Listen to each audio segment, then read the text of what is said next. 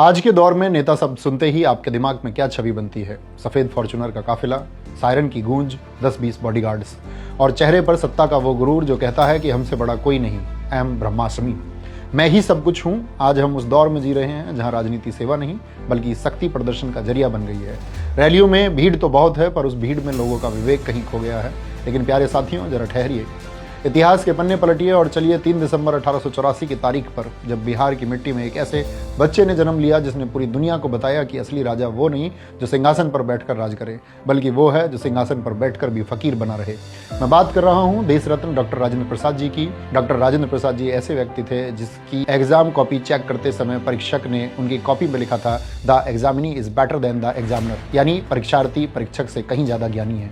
Doctor Rajendra Prasad ji इतने मेधावी और टैलेंटेड थे कि उन्होंने कलकत्ता यूनिवर्सिटी के एंट्रेंस एग्जाम में टॉप किया था, जिसके लिए उन्हें उस जमाने में 30 रुपये प्रति माह की स्कॉलरशिप मिलती थी। उन्होंने लॉ में मास्टर्स किया और वहाँ भी गोल्ड मेडल हासिल किया। पढ़ाई में तो उनका कोई मुकाबला नहीं था। वे चाहते तो अंग्रेजों की गुलामी करके करोड़ों कमा सकते थे, ऐसो आराम की जिंदगी जी सकते थे, लेकिन उन्होंने क्या चुना? लाठियाँ खाना, जेल जाना, किसानों के हक के लिए लड़ना और चंपारण की धूल फाँकना। और सबसे बड़ी बात जो आज के नेताओं को कांटों की तरह चुभेगी कि जब राजेंद्र प्रसाद जी राष्ट्रपति बने तो उनका वेतन तय हुआ 10,000 रुपये प्रति माह। उस जमाने में यह बहुत बड़ी रकम थी, लेकिन इस संत राष्ट्रपति ने क्या कहा जानते हैं? उन्होंने कहा, मेरी ज़रूरतें इतनी नहीं है कि मुझे इतना पैसा चाहिए। उन्होंने अपनी मर्जी से केवल वेतन का 50% यानी कि 5,000 रुपये प्रति माह लिया और अपना कार्यकाल खत्म होते होते सिर्फ 2500 यानी कि 25% वेतन लिया।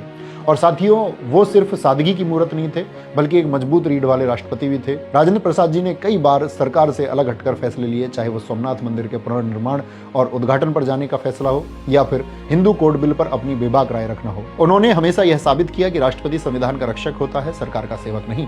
आज जब नेता शपथ लेते ही अपनी सुख सुविधाओं के बिल पास करवाते हैं, तब राजेंद्र प्रसाद जी की यह सादगी और निडरता किसी चमत्कार से कम नहीं लगती। पूरे 12 साल वो राष्ट्रपति भवन में रहे, जहां दुनिया भर की विलासिता, सुख सुविधाएं उनके कदमों में हो सकती थी, लेकिन फिर भी उन्होंने सादगी को चुना। जब वे रिटायर होकर निकले तो उनके पास ना कोई बंगला था, ना कोई महंगी गाड़ी थी। वो रिटायरमेंट के बाद सीधे पटना के सदाकत आश्रम गए। एक सीलन भरा कमरा, टूटी हुई खाट और फटे हुए मौजे, यही थी भारत के पहले राष्ट्रपति की कुल जमा पूंजी। और आज 3 दिसंबर उनके जन्मदिन पर मेरा सवाल देश के उन युवा और लोगों से है जो नेताओं की गाड़ियों के पीछे भागते हैं, नेताओं के बहकावे में आकर सोशल मीडिया पर अंधभक्त बनकर धर्म जात पात के नाम पर अपने भाई बंधु को गालियां देते हैं। इस देश में जो जितना बड़ा भ्रष्टाचार करे वो उतना बड़ा नेता होता है।